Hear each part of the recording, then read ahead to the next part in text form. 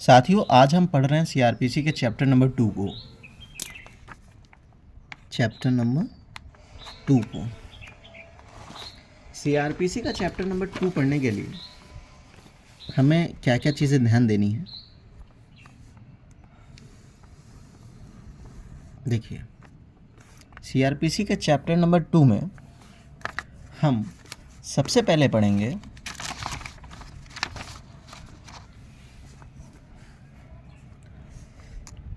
Criminal code के बारे में।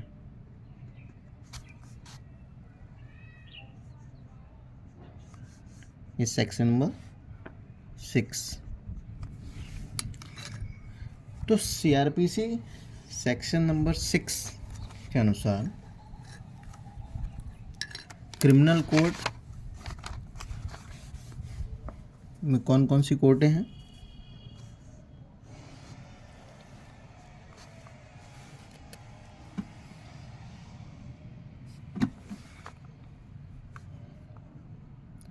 सेशन कोर्ट,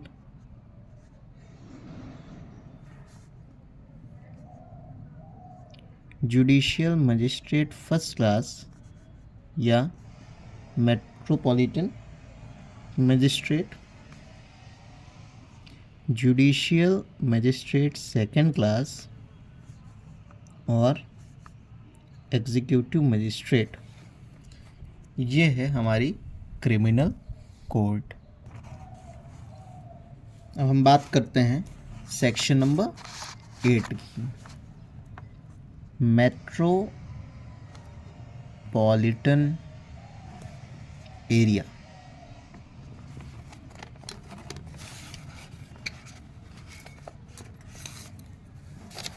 मेट्रोपॉलिटन एरिया क्या है? तो कोई भी ऐसा टाउन या कोई ऐसी सिटी जिसकी पॉपुलेशन 10 लाख से ज़्यादा हो, उसको स्टेट गवर्नमेंट मेट्रोपॉलिटन एरिया घोषित कर सकती है। Section number 8।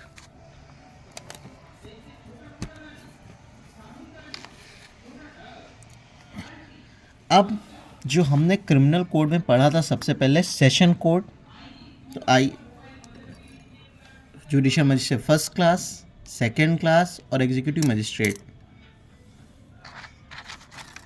फिर हमने पढ़ा मेट्रोपॉलिटन एरिया। क्या पढ़ा कि कोई टाउन या सिटी जिसकी पॉपुलेशन 10 लाख से ज़्यादा है, उसको state government metropolitan area declare कर सकती है। अब हम जानते हैं कि ये सेशन कोड के बारे में।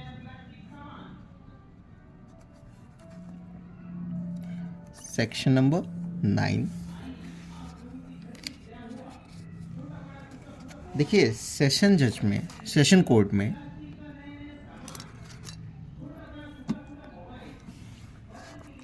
आपके पास एक प्रिसाइडिंग जज होते हैं जिनको सेशन जज बोला जाता है, एक एडिशनल सेशन जज होते हैं और असिस्टेंट सेशन जज होते हैं सेशन कोर्ट में।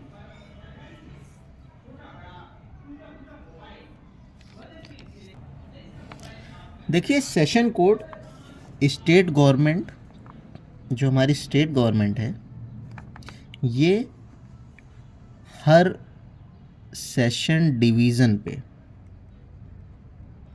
सेशन कोड को इस्टेब्लिश कर सकती है। यानी सेशन कोड हर सेशन डिवीज़न के लिए सेशन कोड को इस्टेब्लिश कर सकती है।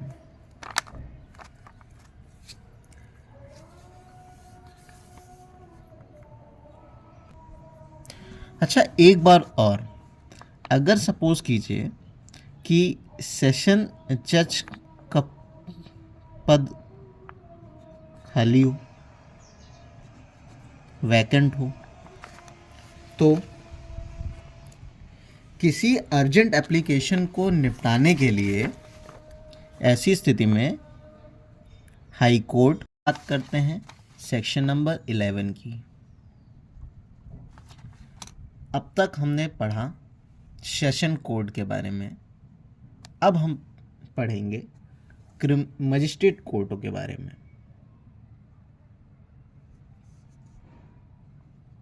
Code of judicial magistrate.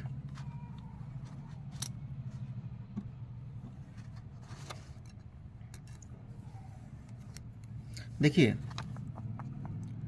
Her district में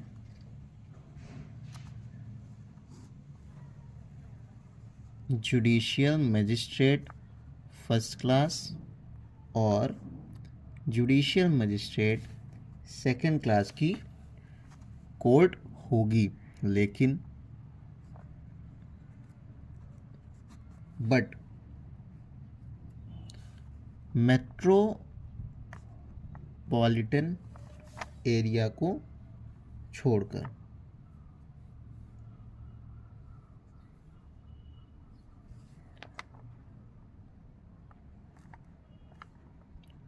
एरिया को छोड़कर। क्यों मेट्रोपॉलिटन एरिया को छोड़कर? क्योंकि वहाँ पे भाई जुडिशियल मजिस्ट्रेट नहीं होंगे, वहाँ पर इसको मेट्रोपॉलिटन मजिस्ट्रेट होंगे। ठीक है, आइए बात करते हैं सेक्शन नंबर 12 की, जो बात करता है सीजेएम और एडिशनल सीजेएम की।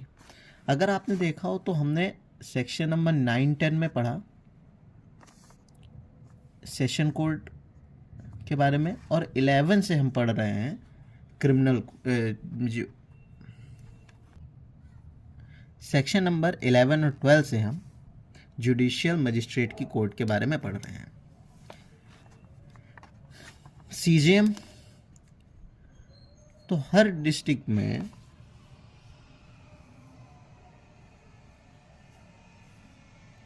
मजिस्ट्रेट कोर्ट होंगी।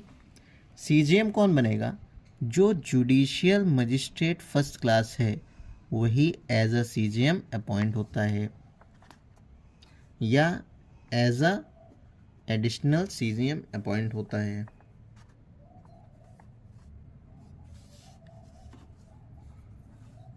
कौन करेगा? हाई कोर्ट अपॉइंट करेगी।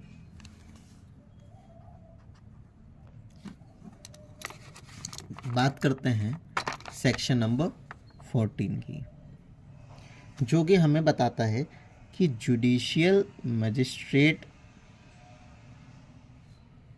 का लोकल ज्यूरिसडिक्शन के बारे में।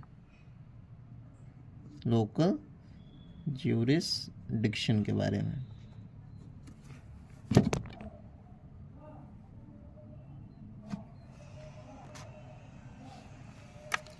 सेक्शन 14 जुडिशियल मजिस्ट्रेट के लोकल ज्यूरिसडिक्शन के बारे में बताता है।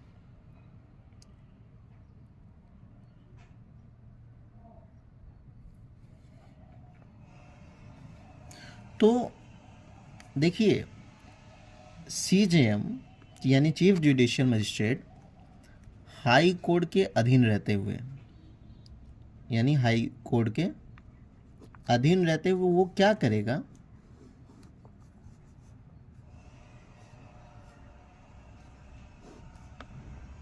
First class judicial magistrate first class और जुडिशियल मजिस्ट्रेट सेकंड क्लास का लोकल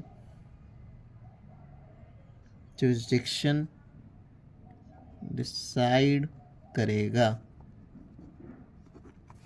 कौन करेगा? सीजेएम करेगा। किसके अधीन रहते हुए सीजेएम करेगा? हाई कोर्ट के अधीन रहते हुए CJM first class judicial magistrate और सेकंड क्लास जुडिशियल मजिस्ट्रेट के जुरिसडिक्शन वो डिसाइड करेगा। आइए बात करते हैं सेक्शन नंबर 15 की,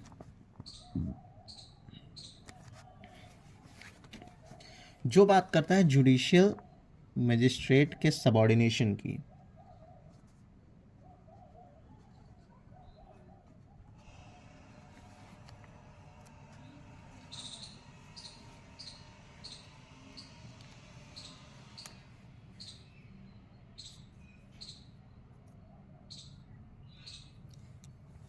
देखिए, जुडिशियल मजिस्ट्रेट फर्स्ट क्लास और जुडिशियल मजिस्ट्रेट सेकंड क्लास, ये दोनों ही मजिस्ट्रेट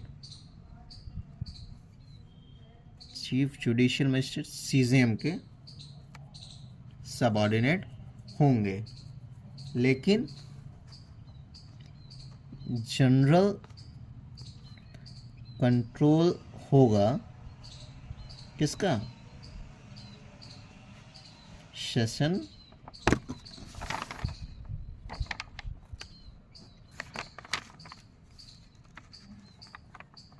कोर्ट का, यानी सेशन कोर्ट के जनरल कंट्रोल में रहते हुए ये दोनों मजिस्ट्रेट सीजेएम के सबऑर्डिनेट होंगे। अब बात कर लेते हैं सेक्शन नंबर 20 एग्जीक्यूटिव मजिस्ट्रेट के बारे में।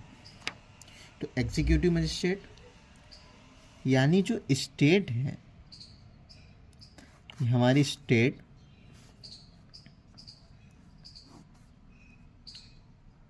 हर डिस्ट्रिक्ट या हर आपके मेट्रोपॉलिटन एरिया के लिए जितना चाहे आपके एग्जीक्यूटिव मजिस्ट्रेट को